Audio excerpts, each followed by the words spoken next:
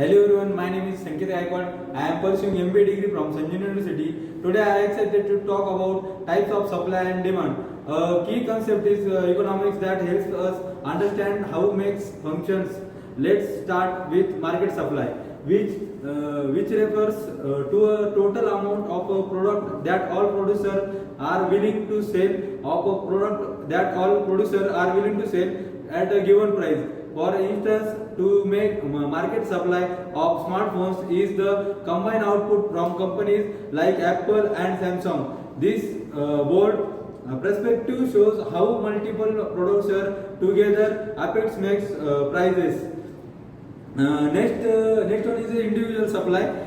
Focuses on a single producer or firms such a bakery selling 100 cakes a day. Its smaller scale of the market supply helping us understand how one producer contribute on the market. Now we are also short-run supply, where some production factors are fixed in this period. Companies cannot immediately adjust all resources, making supply less flexible. For example, if car demand suddenly increases, manufacturers may not be able to produce more cars right away due to capacity limits.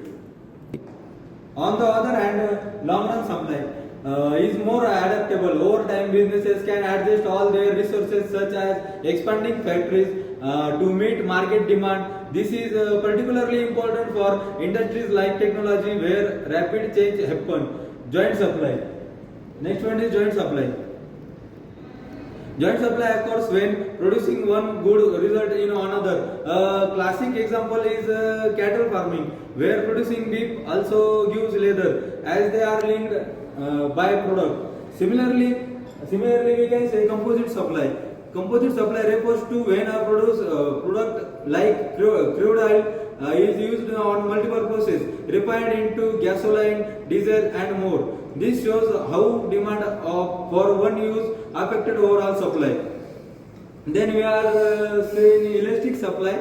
Elastic supply, where producer can quickly increase output, is response to price change, is in the electronic industry. In contrast of inelastic supply happens when it's difficult to producer to change output in the short term, as with agriculture, where crops takes time to grow. In overall conclusion, we can say that understanding this different type of supply, market, individual, short run, long run, joint, composite, elastic, and inelastic, gives us a clear picture of how business responded to market changes. Their dynamics are curricular for making informed decisions in the industry. Thank you for your attention, and I hope the brief overall has provided clarity and the importance of supply in economics. Thank you.